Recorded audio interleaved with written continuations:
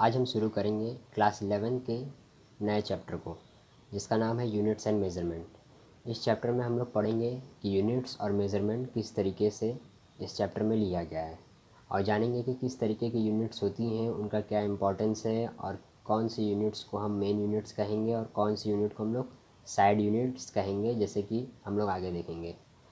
तो चलिए शुरू करते हैं। यूनिट्स एंड मेज़रमेंट में सबसे पहले आता है सिस्टम ऑफ यूनिट्स। तो किस तरीके की सिस्टम होती हैं यूनिट्स की, ये हम लोग जानेंगे। तो यहाँ पे 3 तरीके की सिस्टम होती हैं। सबसे पहला होता है मास किलोग्राम सेकंड, यानी कि MKS और SI यूनिट सिस्टम। तो ये SI सिस्टम यानी सिस्टम ऑफ इंटरनेशनल, यानी कि स्टैंडर्ड इंटरनेशनल सिस्टम, ये होता है SI सिस्टम। तो इसको हम लोग SI सिस्टम बोलते हैं या फिर SI यूनिट भी कह सकते हैं, क्योंकि ये एक तरीके का यूनिट है। और ये जिस 3 टाइप के यूनिट्स होते हैं उसमें ये पहला टाइप है। तो इसलिए MKS और SI सिस्टम में देखिए क्या होता है। अब यूनिट के लिए जैसे हम लोग लेंथ का इस्तेमाल करते हैं, मास का इस्तेमाल करते हैं और टाइम का इस्तेमाल करते हैं, तो इन सब केस में जो हम लोग यूनिट लेते हैं इन सब चीज़ों का, वो हम लोग का यूनिट क्या होता है ये जानने की ज़रूरत है। तो देखिए, लेंथ का जो यूनिट होता है वो होता है मीटर, और इसी तरह मास का जो यूनिट होता है वो होता है किलोग्राम, और टाइम का जो यूनिट होता है वो सेकंड होता है। ऐसे तो देखा जाए तो मास के कई यूनिट होते हैं, जैसे कि किलोग्राम के अलावा ग्राम भी होता है, और टन भी होता है, कई यूनिट होता है, पाउंड भी होता है। ये सब मास के ही यूनिट होते हैं, लेकिन हम लोग यहाँ पे किलोग्राम ही क्यों लिए हैं, और यहाँ पे लेंथ का मीटर ही क्यों लिए हैं, क्योंकि इसके अलावा तो सेंटीमीटर भी होता है, मिलीमीटर भी होता है, फीट होता है, और बहुत से इंचेस होते हैं। ये सब भी यूनिट्स होते हैं लेंथ का, लेकिन हम लोग मीटर ही क्यों लिए हैं, और टाइम का हम लोग सेकंड क्यों लिए हैं, ये सब बातें हम लोग इसमें जानेंगे। देखिए, जैसे कि हम लोग ये SI सिस्टम के बारे में बात कर रहे हैं, तो ये इंटरनेशनली सिस्टम बनाया गया है। अगर आप देखेंगे कि जो हमारे आसपास की दुनिया है, यानी कि जो हमारे वर्ल्ड है, उसमें लोग किस तरीके से, अगर हम लोग उनसे जाते हैं, मिलते हैं, बातचीत करते हैं, तो वो किस तरीके से इंटरेक्शन में प्रॉब्लम ना हो, इस वजह से ये एक सिस्टम बनाया गया है कि अगर हम किसी भी अदर कंट्री में जाते हैं तो वहाँ पे हमें किसी तरीके की प्रॉब्लम ना हो, इसको देखते हुए ही ये स्टैंडर्ड इंटरनेशनल सिस्टम यूनिट्स बनाया गया है, या फिर ये कह सकते हैं इंटरनेशनल स्टैंडर्ड ऑफ यूनिट्स बनाया गया है, इसको ये भी कहते हैं।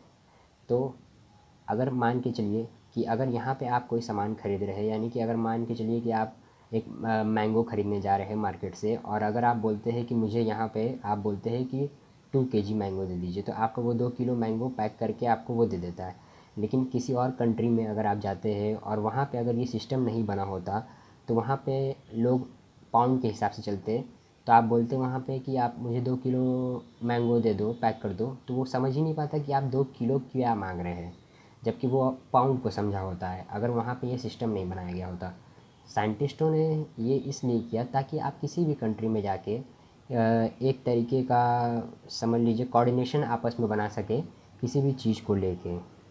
अब जैसे लेंथ की ही बात की जाए, तो हम लोग किलोमीटर भी जानते हैं, मीटर भी जानते हैं। तो किलोमीटर हम लोग ज़्यादातर यूज़ करते हैं, जैसे कि अगर हमें कहीं ट्रैवल करना होता है, जाना होता है, तो हम लोग किलोमीटर में सोचते हैं कि ये कितना दूर होगा, 5 किलोमीटर दूर होगा या 10 किलोमीटर दूर होगा। और फॉरेन कंट्रीज़ में जाएंगे आप, तो वहाँ पे किलोमीटर कम यूज़ होता है, वहाँ पे माइल्स ज़्यादा यूज़ होता है। तो वो बोलते हैं कि 100 माइल्स दूर है या फिर 50 माइल्स दूर है, तो इस तरीके से माइल्स यूज़ होता है। लेकिन ऐसा नहीं है कि वो सिर्फ माइल्स को ही समझेंगे, वो मीटर को भी समझेंगे। अगर आप मीटर में बताएंगे तो वो मीटर को भी समझेंगे, क्योंकि ये इंटरनेशनली सिस्टम बनाया गया है ना। और मीटर को समझेंगे इस वजह से भी क्योंकि ये सब जगह आपका जो भी कैलकुलेशंस होती हैं, जो भी मेज़रमेंट होती हैं, नाप होते हैं किसी भी चीज़ का, वो मीटर में ही किया जाता है और उसी को मेन माना जाता है। तो इस वजह से हम लोग ये इंटरनेशनल सिस्टम यूनिट्स में ये सब चीज़ें पढ़ेंगे, और ये इसलिए बनाया भी गया है ताकि हम लोगों के आपस में कोऑर्डिनेशन, इंटरेक्शन बढ़िया से हो सके। तो ये हो गया सिस्टम इंटरनेशनल ऑफ यूनिट्स। इसमें लेंथ हो गया मीटर, मास हो गया किलोग्राम, और टाइम का हो गया सेकंड। तो ये हो गया इसका MKS SI यूनिट। इसको हम लोग SI यूनिट भी कहते हैं, SI यूनिट। अगर आपसे कोई पूछेगा कि SI यूनिट ऑफ मास बताइए, तो मास का SI यूनिट होगा ये किलोग्राम, इस तरीके से। अब हम लोग अपने सेकंड टाइप ऑफ यूनिट में जाते हैं। सेकंड टाइप ऑफ यूनिट यानी कि CGS सिस्टम। देखिए, ये कोई याद रखने की चीज़ नहीं है कि CGS सिस्टम आप एक याद रखें। ये कोई याद करने की चीज़ नहीं है। सी से सेंटीमीटर होगा, जी से ग्राम होगा और एस से सेकंड ही होगा। तो ये एक तरीके का सेकंड सिस्टम है। इसमें देखिए लेंथ का जो यूनिट होता है वो होता है सेंटीमीटर, मास का जो यूनिट होता है वो होता है ग्राम और टाइम का जो यूनिट होता है वो होता है सेकंड। तो जैसा कि हम देख सकते हैं कि ऊपर वाले जो एसआई यूनिट में था वो उसमें जो टाइम का यूनिट था वो सेकंड था और यहाँ पे भी सेकंड है। तो टाइम के साथ कोई बदलाव नहीं हुआ है, वो सेकंड ही है। और सेकंड इस वजह से लिया गया है, हम लोग मिनट और क्या कहते हैं आवर में इसलिए कैलकुलेशन नहीं करते हैं क्योंकि इससे डिफ़िकल्टीज़ बढ़ जाएंगी और हमें चीज़ों को समझने में दिक्कत होगा। सेकंड में इसलिए करते हैं क्योंकि ये जनरली सब जगह ये बहुत ईजिली काम आएगा। अभी आप आगे देखेंगे तो आपको इसका पता भी चलेगा। प्रॉब्लम जब हम लोग सॉल्व करेंगे देखेंगे किस तरीके से कि सेकंड का हम लोग सिस्टम को लेते हैं इस यूनिट में, इस यूनिट में सेकंड वाले सिस्टम को कैसे लेते हैं। तो सीजीएस सिस्टम में सिंपली लेंथ का जो यूनिट है वो सेंटीमीटर, मास का जो यूनिट है वो ग्राम और टाइम का जो यूनिट है वो सेकंड हो जाएगा। तो ये सीजीएस यूनिट हो जाएगा। इसको सीजीएस सिस्टम और सीजीएस यूनिट भी कह सकते हैं। अब थर्ड टाइप ऑफ यूनिट जो कि बहुत ही कम यूज़ होता है और ये ना के बराबर ही यूज़ होता है, तो एफ पी एस सिस्टम या फिर एफ पी एस यूनिट ये भी बोल सकते हैं। तो इसमें लेंथ का जो होता है वो होता है यूनिट फुट और मास का जो होता है वो होता है पाउंड और टाइम का यूज़ होता है इसका यूनिट सेकंड। तीनों ही यूनिट में आप ये देख सकते हैं कि टाइम का जो यूनिट है वो सेकंड ही है और ये बहुत ही अच्छी बात है क्योंकि हमें इसके लिए ज़्यादा कैलकुलेशंस में चेंजेस नहीं करने पड़ेंगे। लेकिन हाँ, ज़्यादातर हम लोग जो सिस्टम में जैसे प्रॉब्लम सॉल्विंग के करते समय ज़्यादातर यूनिट्स जो चेंज करने में प्रॉब्लम आते हैं वो ज़्यादातर सीजीएस यूनिट में दिए रहते हैं। तो हमें ये पता होना चाहिए कि कितने मीटर में कितना सेंटीमीटर होता है। तो ये आसान हो जाता है कि हम हर एक कैलकुलेशन को एसआई यूनिट में करना हमारी एक कंपलसरी कह सकते हैं कि ये एक कंपलसरी टास्क है। ये आपको करना ही होगा क्योंकि अगर आप कोई भी प्रॉब्लम सॉल्व करेंगे तो आपको हर एक प्रॉब्लम को एसआई यूनिट में ही सॉल्व करना पड़ेगा। तभी तो आपको ये तीनों यूनिट के बारे में बताया जा रहा है कि अगर इन तीनों में से किसी भी यूनिट में दिया हो तो आप पहले उसको एसआई में कन्वर्ट करिए, फिर आगे अपने प्रॉब्लम को प्रोसीड करिए। तो ये एफपीएस सिस्टम यानी कि इसमें लेंथ का जो होता है यूनिट वो होता है फुट और मास का जो यूनिट होता है वो पाउंड होता है। पाउंड जैसे कि आप जानते भी हैं कि डब्ल्यू शो में बोलता है कि कितने पाउंड्स वेट है, कोई अगर आता है इतने एलबीएस, इसको लिखते भी है उस तरीके से शॉर्ट में। तो जैसे अगर कोई डब्ल्यू शो में कोई अगर रेसलर एंट्री लेता है तो वो बताता है कि दिस इज़ ए 197 पाउंड्स। तो इस तरीके से वहाँ पे भी ये यूज़ होता है और ये बोलने में काफ़ी अच्छा लगता है, सुनने में अच्छा लगता है। तो इस वजह से ये एफपीएस यूनिट का ही कमाल है। और लेंथ का फुट यानी कि ये अगर हम किसी का अब जनरली हम लोग अगर किसी का लंबाई नापते हैं, कोई पर्सन है या फिर आदमी है या फिर कोई भी ह्यूमन है, लेडीज़ है, उनका अगर हमें हाइट नापना होता है तो किसी भी चीज़ का हाइट हम लोग फुट में ही नापते हैं क्योंकि हम लोग मीटर का इस्तेमाल नहीं करते, वो हमारे लिए कॉमन हो जाता है। तो उस समय हम लोग एफपीएस यूनिट का ही सिस्टम यूज़ कर रहे होते हैं, हमें पता नहीं होता है लेकिन ये एफपीएस यूनिट ही हो रहा होता है उस समय। तो ये मायने नहीं रखता, मायने ये रखता है कि हम किन यूनिट्स के बारे में क्या जान रहे हैं। अब इसके आगे हम लोग पढ़ेंगे डायमेंशनल एनालिसिस। डायमेंशनल एनालिसिस में हम लोग ये देखेंगे कि डायमेंशन की क्या क्वालिटीज़ हैं और किस तरीके से डायमेंशंस को हम रिप्रेजेंट करेंगे और इसका क्या यूज़ है। यानी कि अगर आप सबसे पहली बात तो ये है कि अगर आप कोई भी चीज़ पढ़ रहे हैं तो आपको ये पता होना चाहिए कि उसका रियल लाइफ में कहाँ यूज़ है, तभी उस पढ़ने वाली चीज़ का कोई मतलब होगा। नहीं तो कोई उस पढ़ने वाली चीज़ का कोई मतलब नहीं है, आप उसको पढ़ना ही बंद कर दीजिए फिर। तो डायमेंशनल एनालिसिस यानी कि डायमेंशन का हम लोग विश्लेषण करेंगे और ये वो वाले डायमेंशन नहीं है जैसे कि 1 डायमेंशन, 2 डायमेंशन, 3 डायमेंशन, ये वो डायमेंशन नहीं है। ये किसी चीज़ का एक पर्टिकुलर चीज़ का एक डायमेंशन है। यानी कि अगर हम कहें कोई आपके पास अगर कोई थिंग है यानी कोई बॉक्स है आपके पास तो उसका क्या डायमेंशन होगा, तो आप उसका डायमेंशन देख के ये बता सकते हैं कि वो बॉक्स क्यूबॉइड के डायमेंशन का है।